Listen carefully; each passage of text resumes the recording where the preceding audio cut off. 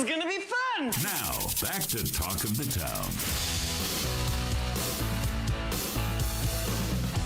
We had Jameson Broggi on before. Jameson is a U.S. Marine. He is a judge advocate in the Marines. He's stationed at Cherry Point, and smart young man. He modeled a bill that has become very popular at the North Carolina legislature called the REACH Act.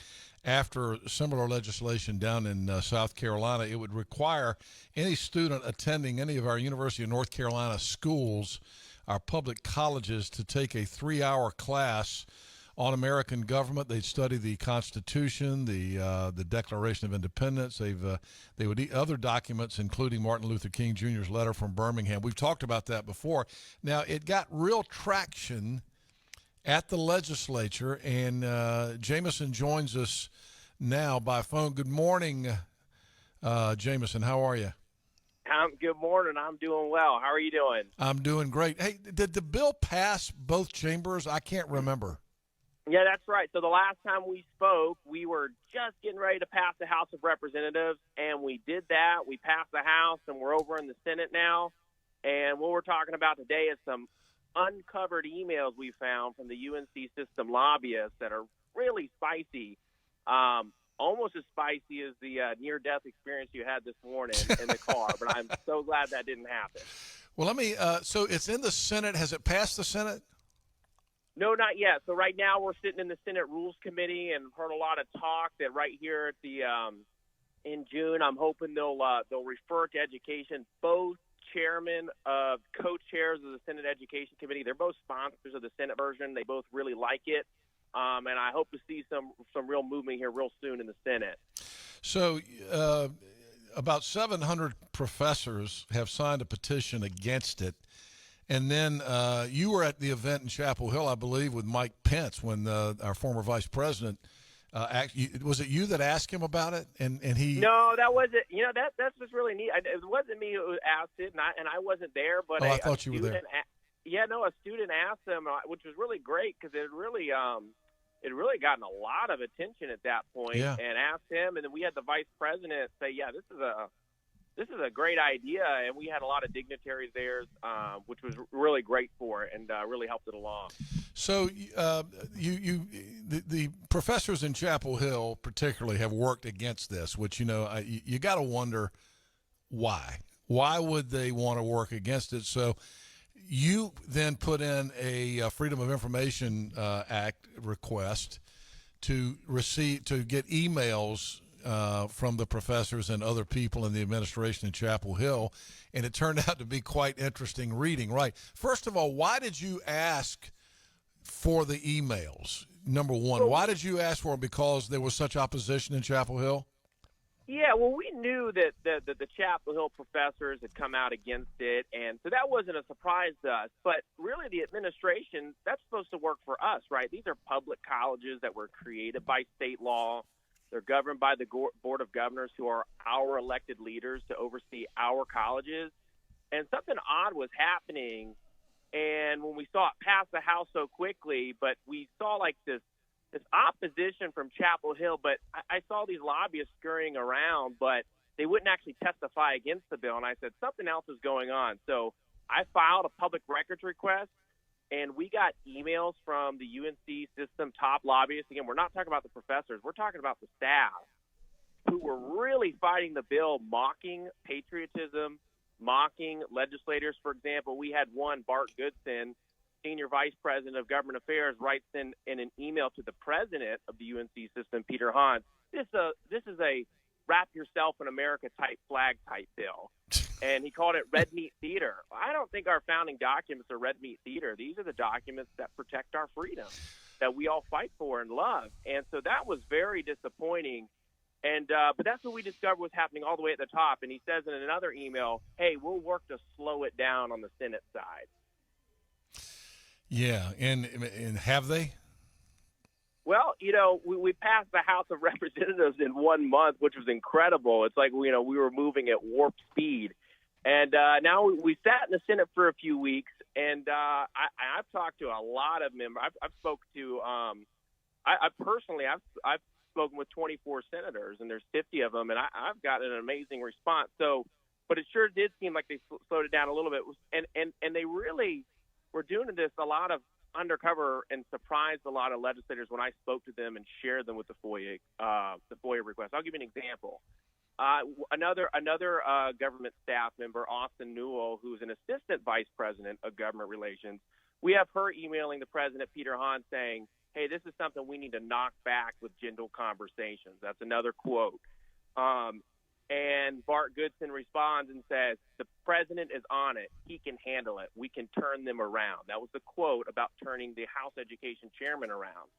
Well, when they realized they couldn't turn him around, and they said, hey, this thing is moving, we can't even slow it down. And by the way, I'll just say, for people who say, hey, I want to read these myself, you go to the Carolina Journal, right at the top of the page right now, you can read an article called Uncovered Emails at UNC, and the first hyperlink in that article is all the documents as I got them from UNC, made available online, unedited, where people can read them themselves. So it said, hey, we have to slow this down. The president of the UNC system said the legislature is off the mark.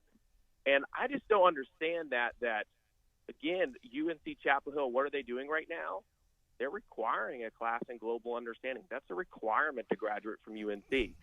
But there's no requirement to take a class on American government. Yeah, I mean that's what you got now. And that you know, you sit here, I'm listening to you talk, and I've read some of the emails that you put on Carolina Journal, and I'm thinking to myself, what is the motivation for not wanting college students to understand and read the Constitution, the Declaration of Independence? What is the motivation for these professors and administrators not to want UNC college students to know these things? And it's just part of the agenda.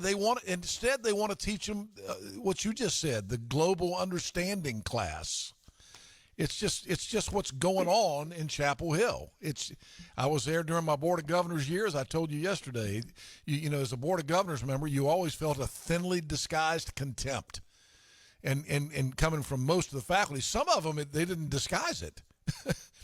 You know, Oh, I know. Yeah, and you know, another thing, Henry, one thing that I saw that was even maybe even more alarming is that they were working to undermine their own bosses. Say, what do you mean by that? Well, for you already know this because you were on the Board of Governors, but just for other people generally, the UNC system, it's 17 public colleges, and they're part of a network, and they're governed by a Board of Governors. Those governors, they're elected by our legislature. They're the people who are there to oversee our colleges. What we saw in one email between Bart Goodson and the president, Peter Hahn, Bart Goodson discovered that the chairman of the Board of Governors, Randy Ramsey, who's my neighbor, by the way, in Carteret County. I love Randy. Yep. Bart learns that. He goes, oh, no. He goes, Randy Ramsey is, quote, all in for the bill. Surprised by that. And the UNC system president says, we're going to have to alter our approach to stop the bill. And yeah, because Peter works for Randy, guess what? And but you know, it looks like Peter was trying to play both sides on this. And you know, as president of the system, he's in a precarious spot. But look, there's this thing in the university system that the lefties love to talk about. They call it shared governance. Well, can you imagine shared governance working in the Marine Corps or in my business? I mean, this is what it basically means is that the inmates want to run the asylum, and that's the way the university system works, bro. That's just the way it works.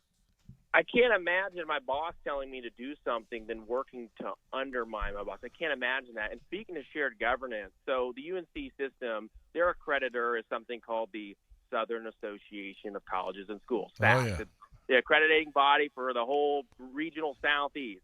Well, their own principle, SAC's accreditation principle 10.4 subsection C, states that one of the principles of accreditation is that the faculty will have primary control over the curriculum. Now, that's their own word, primary. They don't use the word exclusive. They say primary. A general degree, a bachelor's degree, is 120 credit hours. What are we talking about here? We're talking about one course proposed by the citizens, a 3 credit hour course on American government. That's 2.5% of the curriculum. We're saying you're a government agency. We're going to delegate to you 97.5% control, but we want to reserve just one course on American government, and they don't even want that. They don't want shared governance. They want to be able to ride off into the sunset and do their own thing. How much longer do you have in the Marine Corps? You going to stay in? At least a couple years, and this is just something I've done on my personal time. I don't represent So where did you grow up, Jameson? I'm from Beaufort, South Carolina. I hope you're going to stay in North Carolina, because I want you to stay in North Carolina and run for office, and I want to be your campaign manager. Well, I love North Carolina. So I grew up in South Carolina. My family's from North Carolina. As soon as I got here, I made sure I got admitted to the North Carolina bar here, so we could stay in Carteret County after I get out of the Marine Corps. And we love you. I love listening to your show, and it's been so much fun. And I appreciate all the awesome both entertainment and incredible information we get. So, and I appreciate your time on the Board of Governors. I wish you were on there right now. I'm so glad I'm not. I have a lot of good friends that I served with that were on for a term after me, and I would get text at 10 o'clock at night. Thank God that you're not here. You need to understand, it's so good that you're not here. We hate this.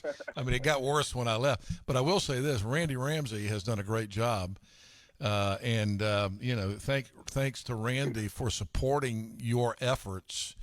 And I hope that this will pass the Senate, and we'll see where it goes. Here's the thing.